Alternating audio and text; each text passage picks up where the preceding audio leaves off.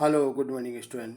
मैं doctor R C Meena, BVD government college Chamanpura, BCom part third, ग्रामीण विकास एवं सहकारिता का तीसरा चैप्टर है ग्रामीण विकास की विरचना। भारत में ग्रामीण विकास का सूत्रपात सन 1904 में सहकारी समिति अधिनियम पारित करने के साथ हुआ, लेकिन ग्रामीण विकास कार्यक्रमों को गति मुख्यतः 20वीं सदी में 70 के दशक में प्राप्त हुई। ग्रामीण विकास की परिभाषा। उमालेली के अनुसार ग्रामीण विकास का तात्पर्य ग्रामीण क्षेत्रों में रहने वाले अनेक न्यून आय वर्ग के लोगों के जीवन स्तर में सुधार लाना और उनकी विकास प्रक्रिया को आत्मपोषित करना है। वस्तुतः ग्रामीण विकास एक विस्तृत कार्यक्रम है जिसमें कृषि विकास, आर्थिक व सामाजिक उन्नति का आधार की तैयारी, ग्राम नियोजन, भूमिहीनों के लिए उचित मजदूरी, जन स्वास्थ्य व शिक्षा, समन्वित ग्रामीण विकास, संचार, सत्ता का विकेंद्रीकरण तथा ग्रामीण रोजगार कार्यक्रम इत्यादि सम्मिलित हैं। ग्रामीण विकास के दो महत्वपूर्ण पहलू हैं। विभिन्न क्षेत्रों में परस्पर निकट समन्वय द्वारा आर्थिक विकास तथा ग्रामीण निर्धन लोगों का उत्थान। इन विशेष कार्यक्रमों में खास जोर कमजोर वर्ग के लोगों को किया गया, जिसका उद्देश्य केवल विकास के लिए प्रोत्साहन ही नहीं बल्कि आर्थिक गतिविधियों को सुनिश्चित व्यवस्था से जोड़ना भी है। ग्रामीण विकास की व्यूहरचना। ग्रामीण विकास की व्यूहरचना से तात्पर्य सरकार द्वारा लागू की गई नीतियों, कार्यक्रमों तथा सुविधाओं से है, जिनका उद्देश्य कम से कम समय में गाँवों का समन्वित विकास करना तथा ग्रामीण निर्धनता व बेरोजगारी को समाप्त करना होता है। भारत में ग्रामीण विकास की व्यूहरचनाओं को इस प्रकार बनाया गया है जिससे ग्रामीण क्षेत्रों में रहने वाले लोगों, मुख्य रूप से निर्धन गरीब लोगों के सामाजिक आर्थिक जीवन में सुधार हो सके। ग्रामीण विकास की व्यूहरचनाओं को 3 भागों में बांटा गया है: नीतियाँ, कार्यक्रम तथा सुविधाएं। इनका विस्तृत वर्णन आगे दिया गया है। ग्रामीण विकास संबंधी नीतियाँ। 20वीं शताब्दी के 7वें दशक की शुरुआत से पूर्व भारत में कृषि विकास को भी ही ग्रामीण विकास का पर्याय माना गया तथा ग्रामीण विकास के लिए कोई विशेष अथवा कार्यक्रम नहीं बनाए गए। सरकार ने स्वतंत्रता के बाद यह महसूस किया कि कृषि का विकास होने पर ग्रामीण विकास स्वतः ही हो जाएगा, लेकिन सरकार ने अन्य नीतियों की तरह कृषि के संबंध में कोई स्पष्ट व प्रत्यक्ष नीति घोषित नहीं की है। लेकिन सरकार ने कृषि विकास के लिए समय समय पर अनेक महत्वपूर्ण कदम उठाए हैं। इन कदमों को कृषि नीति के रूप में देखा जा सकता है। कृषि नीति में कृषि की प्रमुख प्रणाली, भू समन्वित व्यवस्था, कृषि तकनीक, कृषि क्षेत्र में विनियोग, उत्पादकता, कृषि उत्पादन की मात्रा, कृषि वस्तुओं के मूल्य, सरकार की न्यूनतम मूल्य नीति, भंडार व्यवस्था, कृषि वित्त, विपणन व्यवस्था तथा कृषि में नवीन विधियों के प्रयोग संबंधी बातों को सम्मिलित किया जाता है।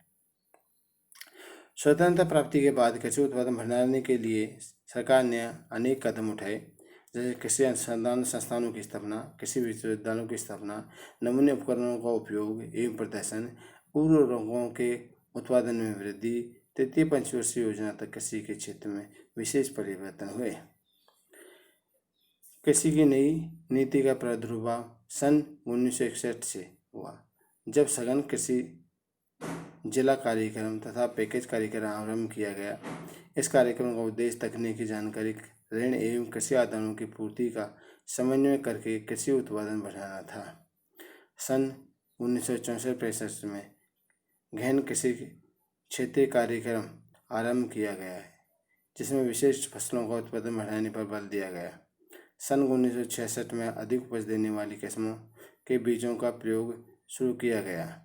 सन 1966-68 के बीच भूमिगत जल संसाधन प्रयोग बढ़ा।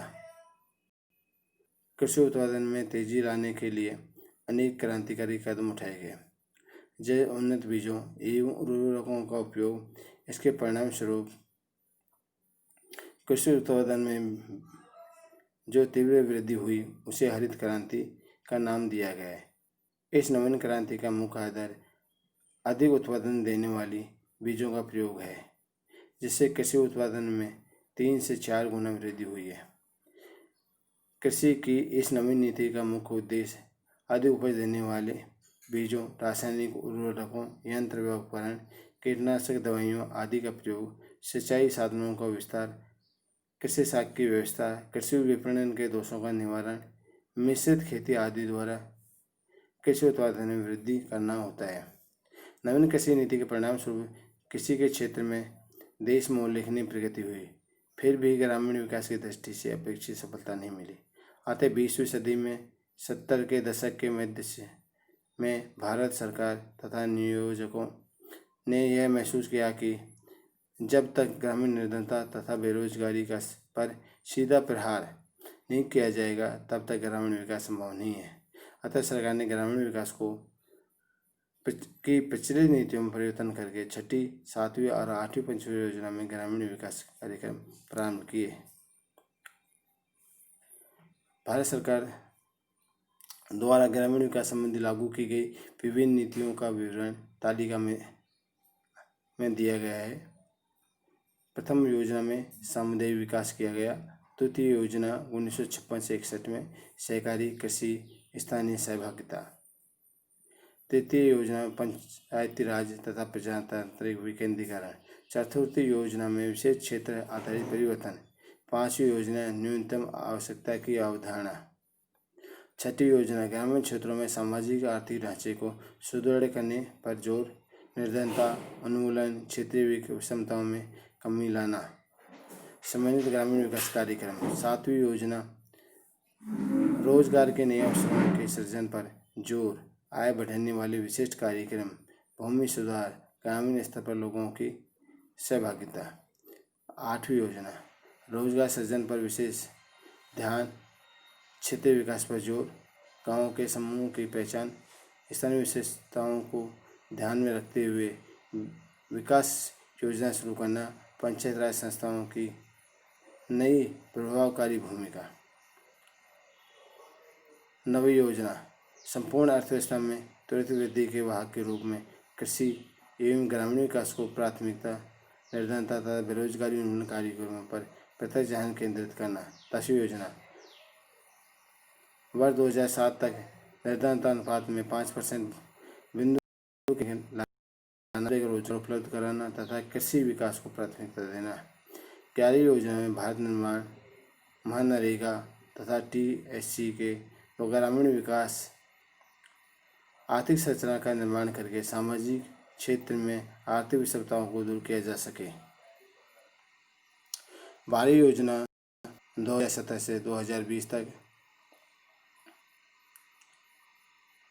तेजी से अधिक समग्र एवं सतत विकास, निर्धन एवं सीमांत विशेषतः स्थितियों का सशक्तिकरण,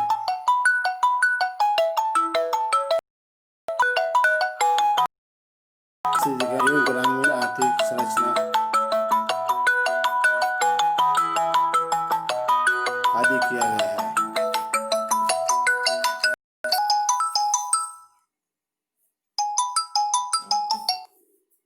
काय करो